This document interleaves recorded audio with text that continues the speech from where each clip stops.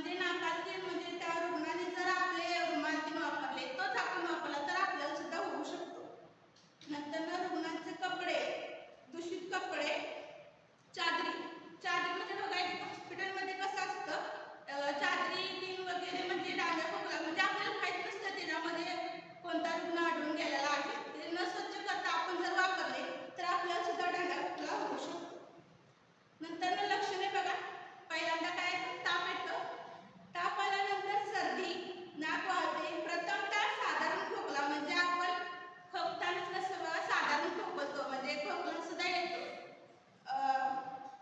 दवाखान्यामध्ये जर रुग्ण आला तो म्हटला मला डांगा खोकला झालाय तर तुम्ही तसंच विश्वास ठेवणार का त्याच्यावर?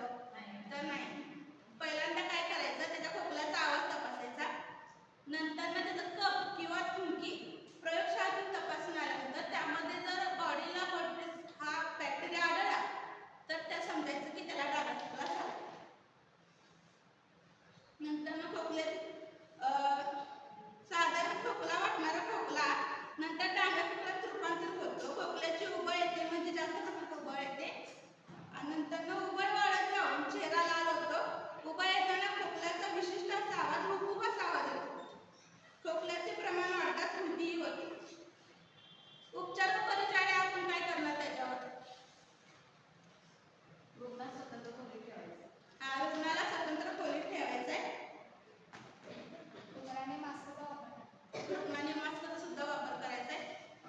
प्रत्येक तासाला तोंडातील स्रावाचे निरीक्षण करायचं. ते सुद्धा करून घ्यायचं आहे.